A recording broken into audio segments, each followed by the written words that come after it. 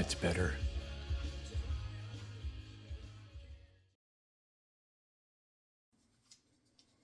So I'm marking the curves on the seat. Let me show you here on the drawing. So these front and back rails are curved, so it makes a more comfy place to sit. So that's what I'm cutting, is those curves, or I'm marking those curves.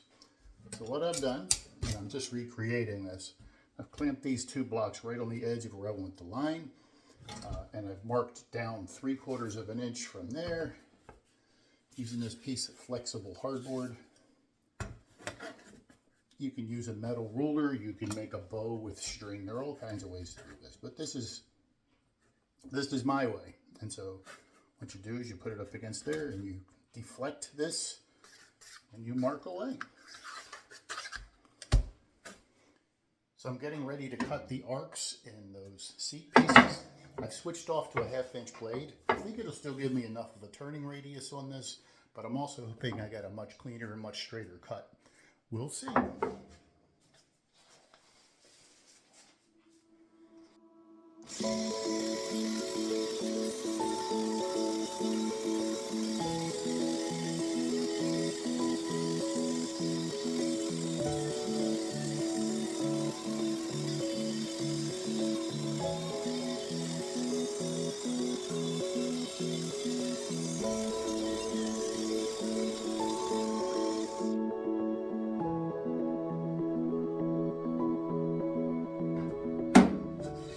It's actually not bad.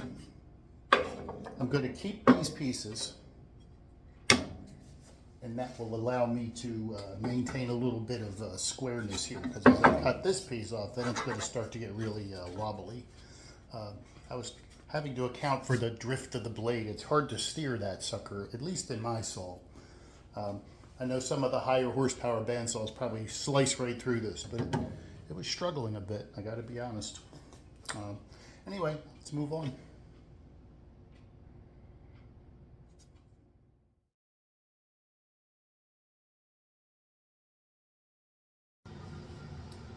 So I know how much you all love to watch me sand.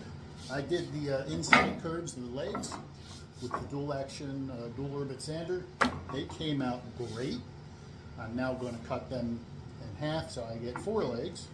And I just have to sand the insides. And that you will get to watch. At least the cutting part. Let's make some noise.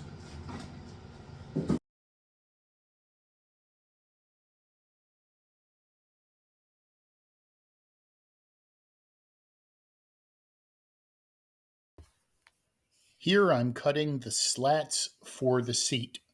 Now they're relatively small pieces. I've seen people use their fingers to push them through the blades. I don't do that. I always use a push stick or a push block or something. And then here is a drilling guide that I made, which basically just keeps the board nice and tight into that little frame. I have 2 marks on top of that board that I'm using to line up the drill bit, and I can just do piece after piece, end after end, and all the holes will be in exactly the same spots. Here's a piece of cardboard with 2 little holes in it where I want the dowels. It's the same size as the slat, plus about 3/8 of an inch to stick out over the end to account for the spacing.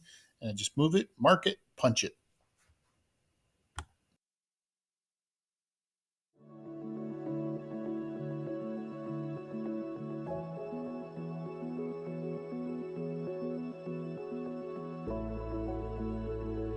So never has measure twice, cut once been more important than it is here.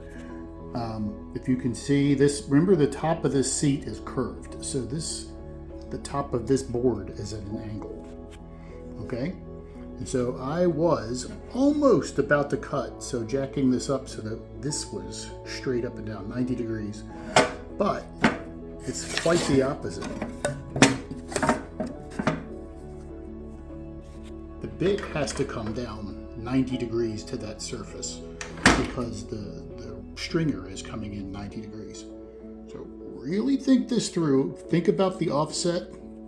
Measure everything a couple of times. really make sure you got it where you want it. I'm hoping I still don't mess this up. So come assembly time, I'm going to have to be careful about the length of my dowels.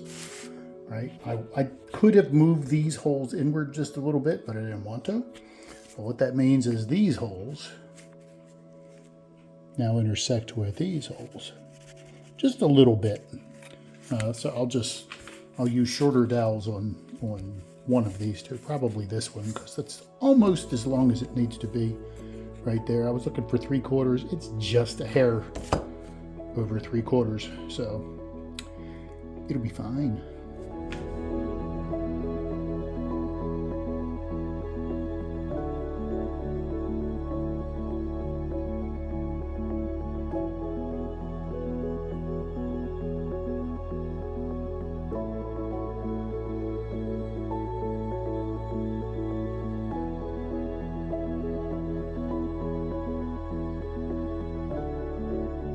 Have a number in the top of my legs, and I have the corresponding corner here.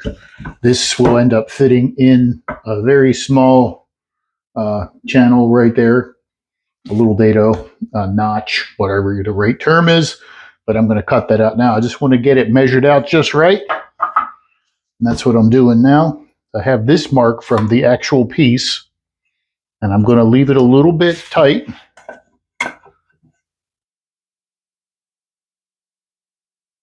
Can always make it bigger. Kind of hard to make it smaller though.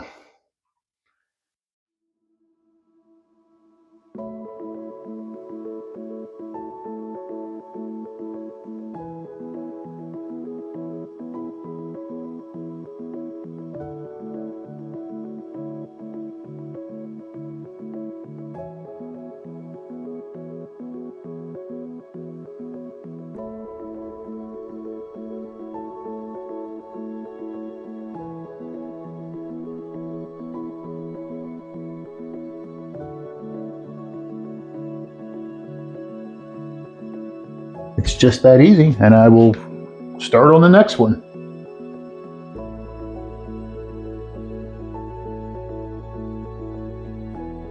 Everything's all together, the glue's dried, clamps are off, just have to get the top just like final fit, and this is ready for assembly.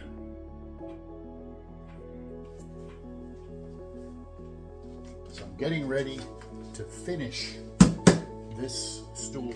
I'm going to use teak oil, which just soaks in for about half an hour. You wipe it down, put another coat, and you're done.